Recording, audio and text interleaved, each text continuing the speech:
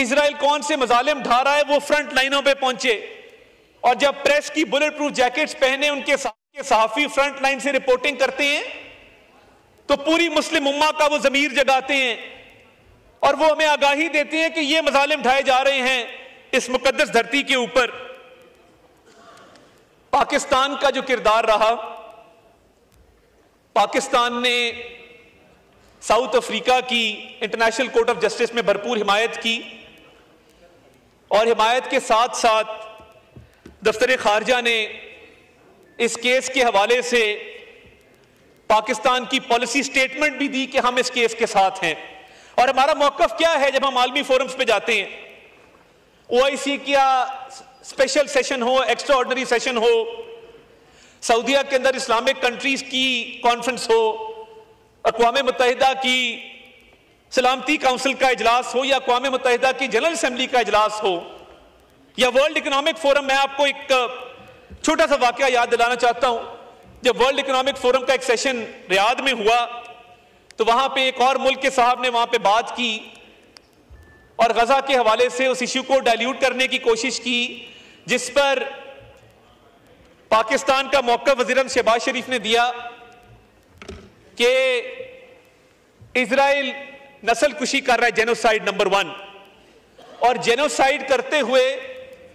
वो जंगी जराइम का मुर्तकिब है, वॉर क्राइम्स कमिट कर रहा है। और जब आप वॉर क्राइम्स कमिट करते हैं इस मुल्क में, इस दुनिया में जो हाईएस्ट लेवल ऑफ क्राइम है कानून की किताबों के मुताबिक, इंटरनेशनल कॉवेनेंट्स के मुताबिक, इंटरनेशनल कन्वेंशंस के मुताबिक, वो हाईएस्ट लेवल उसका वॉर क्राइम है। तो हमारा मौकफ ये रहा कि इजराइल वॉर क्राइम्स भी कमिट कर रहा है, जेनोसाइड भी कर रहा है और जितने आलमी कवानीन हैं वो सबकी खिलाफ वर्जी भी कर रहा है। और हम कहते हैं कि जो एक इंडिपेंडेंट स्टेट एस्टैब्लिश होनी थी प्री 1967 बॉर्डर्स पे, जिसका कैपिटल बैतुल मक़दस होना था, हम उस मौक़िफ़ की भरपूर हिमायत करते हैं। और ये जो खामोशी है कि कोई इस पर बात करने को तैयार नहीं, जो खामोश है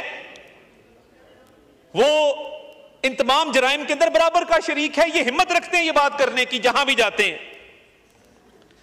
पाकिस्तान ने ये देखा, और ये बहुत सारे लोगों को नहीं पता होगा क्योंकि हम आपस की सियासत में लगे होते हैं, कि फलस्तीन के मेडिकल स्टूडेंट्स को एयरलिफ्ट करके पाकिस्तान लाया गया।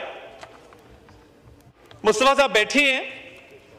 200 से ऊपर स्टूडेंट पाकिस्तान पहुंच चुका है, हमारे मेडिकल कॉलेजेस में जेर तालीम है और उनको हॉस्टल समेत तमाम फैसिलिटीज मुहैया की जा रही हैं, क्योंकि वहां पे खदशा ये पैदा हो गया था कि मेडिकल कॉलेज को बॉम्ब किया जा रहा है, बिल्कुल डिस्ट्रॉय किया जा रहा है, तो कम से कम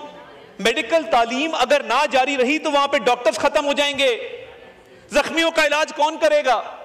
तो पाकिस्तान ने यह एहसास जिम्मेदारी किया और मियां शहबाज शरीफ साहब ने इसका इंतजाम किया। और वजारत सेहत का मैं शुक्रगुजार हूं कि इस वक्त जो 200 स्टूडेंट फलस्तीन का पाकिस्तान में मौजूद है वो बड़ा खुश है, उनकी भरपूर देखभाल की जा रही है और उनको बहुत लुक आफ्टर किया जा रहा है। इसके बाद इमदादी सामान पे मैं आता हूं, और आज शायद उस सियासी जमात की इस हाउस में नुमाइंदगी नहीं है और शायद हमारा सियासी इख्तलाफ भी हो बहुत सारे इश्यूज पे, मगर मैं अल खिदमत फाउंडेशन को और जमात इस्लामी को खिराजे तहसीन पेश करता हूं, जिन्होंने कई 100 टन इमदादी सामान भिजवाया फलस्तीन के अंदर। वो यहां पे मौजूद नहीं है, मगर बतौर पाकिस्तानी, बतौर मुसलमान, मेरे लोगों ने मुझे इस हाउस में भेजा, मेरा ये फर्ज बनता है कि मैं इस चीज को एक्नॉलेज करूं। और जब सामान भेजना था, एनडीएमए ने भी उसमें अपना किरदार अदा किया। हालात ऐसे पैदा हो गए, मैं इस हाउस को अपराइज करना चाहता हूं कि जमीनी रास्ता मुनक़ता था। मैं यहां पे उर्दन में पाकिस्तानी सफीर का भी जिक्र करना चाहता हूं, मैं मिस्र में पाकिस्तानी सफीर का जिक्र करना चाहता हूं, जिन्होंने वो ज़राए पैदा किए कि जब ये इमदादी सामान कई हजार टन जो पाकिस्तान से गया है, जिसमें पाकिस्तान की एनजीओ शामिल हैं, जिसमें पाकिस्तान की हुकूमत शामिल है, जमीनी रास्ता उसका इख्तियार किया गया उर्दन के जरिए, मिस्र के जरिए, और पाकिस्तान चंद दुनिया के उन ममालिक में शामिल है जिन्होंने हजारों टन इमदादी सामान अपने फलस्तीनी बहन भाइयों तक पहुंचाया। और ये एहसास जिम्मेदारी था कि हम और क्या कर सकते थे कि जिसमें इमदादी सामान की तरसील को यकीनी बनाया गया। एक्स्ट्राऑर्डिनरी एफर्ट की गई। वजीर आजम ने 3 इजलास किए जिसमें इन दोनों ममालिक के सफीर ऑनलाइन मौजूद थे और उनको यह जिम्मेदारी लगाई गई कि यह सामान वहां तक पहुंचना चाहिए। साउथ अफ्रीका के उस केस का मैं जिक्र कर चुका और ये खिराजे तहसीन पेश करना चाहिए। ये साउथ अफ्रीका की हुकूमत को हम जिंदाबाद मुर्दाबाद के नारे तो लगाते हैं, साउथ अफ्रीका का तो किसी ने जिक्र नहीं किया इस हाउस के अंदर कि जिसने ये हिम्मत की और जेनोसाइड का केस कायम किया। और तमाम उन ममालिक को मैं फ्लोर ऑफ द हाउस खिराजे तहसीन पेश करना चाहता हूं जिन्होंने साउथ अफ्रीका के उस केस को सपोर्ट किया। स्पेन से आवाजें उठी, हिस्पानिया की जमीन से, और उन्होंने भरपूर साउथ अफ्रीका के इस केस को सपोर्ट किया। तो ये जो फलस्तीन का कॉज है ये हमारे लिए हमारी बका का कॉज है। हमारी रगों में दौड़ने वाला जो खून है, हमारी एक वाबस्तगी है फलस्तीन की मुकद्दस जमीन के साथ। और हमने, और बिल्कुल मैं तायीद करता हूं अली मोहम्मद खान साहब की स्पीच की कि कोई पाकिस्तानी, कोई मुसलमान हो ही नहीं सकता कि इस कॉज के साथ वो वाबस्तगी ना रखे, इस कॉज के साथ वो सिंसियरिटी ना रखे। इसीलिए मैंने जनाब डिप्टी स्पीकर सिर्फ चंद हकायक आपके गोशगुजार किए हैं और मैं आपसे इल्तमास करता हूं कि इस इश्यू के ऊपर आज ये हाउस जो है मुत्तहिद हो जाए, कोई सियासी बात इस पर ना करें। और आज फलस्तीन के मजलूम बहन भाई, और मैं कोशिश करूंगा कि ये आज की कार्रवाई है, इसकी वीडियोस अल जजीरा के जरिए, मुख्तलिफ जराए अबलाग के जरिए उन तक पहुंचाई जाए ताकि उनको हौसला मिले कि पाकिस्तान भी एक मुल्क है,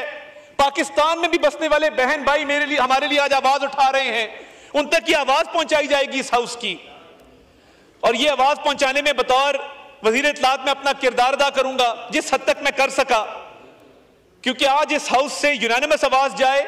मुत्तहिद आवाज जाए, यूनिफाइड आवाज जाए और जोरदार आवाज जाए कि हम हर हाल में, जिंदगी मौत में, अच्छे बुरे मौसम में फलस्तीनियों के साथ हैं और साथ रहेंगे इंशाअल्लाह ताला। रेजोल्यूशन